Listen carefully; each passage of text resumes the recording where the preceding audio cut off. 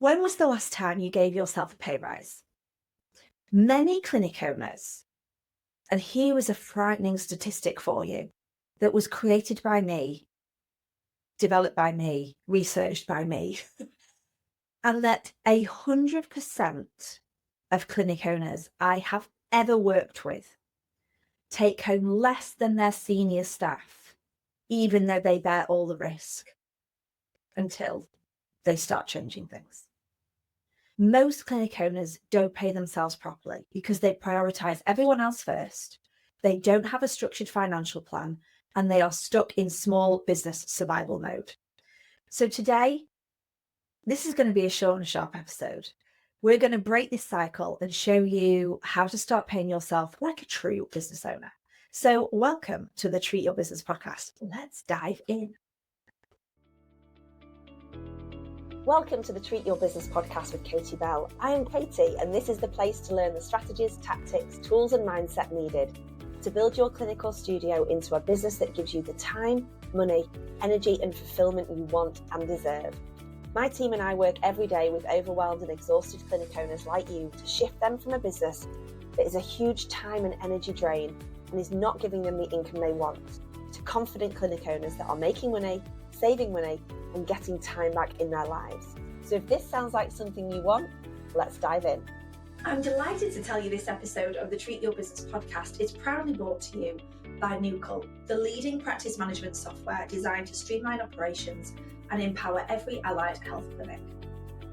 Their platform seamlessly handles every aspect of your clinic, from scheduling and clinical note-taking to invoicing and reporting. Their innovative solution will help streamline your clinic and free up your valuable time, allowing you to focus on delivering better patient care and growing your business. So if you're tired of juggling multiple systems and wasting precious hours on administrative tasks, then experience the innovation of Nucal and discover how it can improve the efficiency and profitability of your practice. Visit nucal.com today to learn more about how their automated features and user-friendly interface can revolutionise the way you manage your practice. Unlock the full potential of your clinic with Nucal, the practice management software that puts you in control of your time. Thank you for listening. Now, let's get back to business. So we have this mindset, the employee versus the owner mindset. The employee mindset is that we pay ourselves what's left over. We are working in the business rather than on the business. Or do you have an owner mindset, which is where you pay yourself first, you focus on profitability, and you treat your time as the most valuable asset? I want you to think if your clinic were a patient, would you prescribe random treatments and hope for the best? Or would you have a structured plan? Of course you would have a structured plan. Your finances need the same structured plan. I think it is wild when I have clinic owners that start working with me and studio owners who may be paying themselves an amount of money, which is usually way below where it should be. And they have no idea whether they can afford to pay themselves that or not until the end of the year when the accountants run their reports and tell them that they have overpaid what the company has actually made, and therefore they now have a director's loan that's owed back to the company. This is mental.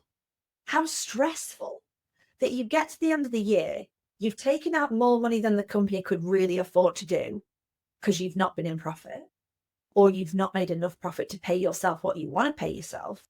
Not only do you now owe the company this, but how do you then increase your salary moving forwards when you're now chasing the debt and wanting to increase your pay? How do you know how much you can pay yourself if you are not looking at your finances week on week and month on month and getting a real hold of what is going on here? And if you are this person, I want to tell you that it doesn't have to be this way, and you don't have to be ashamed, and there is no judgment. But if you don't change it and you don't start looking at your finances, then I am going to judge you. No, I'm joking. A part of me will be really annoyed because this is why I'm here. This is why I do what I do, because I don't want any clinic owner in the UK and Ireland to be in a position where they cannot pay themselves what they are worth and what they deserve, because you bear all the risk, you bear the sleepless nights, you probably put the money in the first place to get the business off the ground. You're working 1 billion hours a week, probably pro rata for about £2 an hour, if that. And we've had this massive increase in salaries across the board. And when you actually look at what you're paying yourself per hour, you are being paid at probably your junior salary rate, 2-3 grand a month. So we need to restructure your mindset. We need to restructure your pay as an owner. And one of the things that we teach a lot in Thrive is to follow the profit first formula. Like, we didn't invent this formula. Mike Michalowicz invented this formula. He has a great book called Profit First. Read it, listen to it, audio it, do both. But this is about paying yourself first. It's about setting aside taxes. It's about allocating to operating costs in the right way. We don't have any clarity, but we don't have any confusion, should I say, on where money is being stored for different things. Your tax and your VAT, if you are a sports therapist and you're having to pay VAT, I'm hoping this is going to change eventually when people click on that you're actually health professionals. But if you're paying VAT, that is not your money. That is not yours. Certainly that is not yours. The tax needs to be moved because it is ultimately going to the government. We will be tax efficient. We will look at tax saving strategies. We will do clever accounting shit that I don't know how to do, but my accountants tell me what to do, so that we can pay the tax that we are actually needing to pay. Because that's the reason we live in the UK. We have to pay pretty high taxes, but there is a whole heap of benefits, apparently, to paying those taxes. It shouldn't come as no surprise to you. If you're a limited company and you file your accounts 9 months and a day later, your corporation tax is due. It is not a shock. If you are self-employed, your tax is due in January. It is going to be a bigger amount than what you pay in July, but that is just what happens. So we've got to allocate. Every single transaction will have a percentage going to tax, to VAT, to profit, to owner's pay, to operating costs. We teach and we really stress the importance of setting up different bank accounts or setting up different structures in your account. I know Starling does it and Monzo do it, where you can move money really easily. And ideally your VAT and your tax is moved into something that you can't just access at the click of a button. Now, you've got to decide your owner's pay strategy, and that might be that you have a salary, and that salary will be different based on you being a sole trader or a limited company. And you need to work out when it's best to become a limited company from a tax perspective, but also from a risk perspective. And you need to think about what is your salary and what is your profit distribution. How much should go where? And the profit first formula says that you have profit at the end of the month, and that will be post you taking out what you need to take out. Your business will have some money left over, and you will put 50% of that into a profit account. And at the end of the quarter, you withdraw 50% of that profit that is sat there and do what you want with it. That is a owner's pay. That is your profit distribution. But it's about deciding what's the most tax efficient way of paying yourself.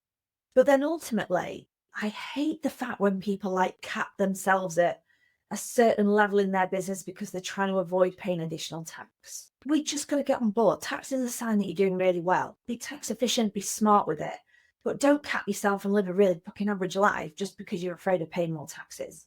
You must have a conversation with your accountant about your owner's pay strategy, and you must be able to set your profit targets and reverse engineer then your pricing, because most clinic owners undercharge. How much do you actually need to earn per session to pay yourself well? Thinking about not only what profit does the business need to make, but what does the business need to make to serve you? And if you're paying yourself now £500 a month, then you can project over the space of 12 months that you want to grow that from 600 to 700 to 800 to 1,000 to 2,000. And that will then dictate what revenue you need to bring in and what allocation of costs you have there, so that your business is not running at 80, 90% costs and there's 10% left to pay you and give your business some profit. So really thinking about, what do I want to earn and how do I then make the business work for me? One of my very first business coaches said to me, pay yourself first, Katie. And I have done this. I think it was in year 2 of my business that I just decided I put what's one of those things, standing order into my accounts that just moved the money out. And it was the first thing that happened. Not what happened was wait till the end of the month, see what I've got left, and then try and pay myself. But what it meant is that because my salary was a non-negotiable within the cost of the business, it then set the target for what we needed to be doing to ensure that I've always been able to pay myself consistently and increasing. Now, as you become an owner that may be non-clinical, it might need to look slightly different within your growth plan and within the way that you're going to pay yourself.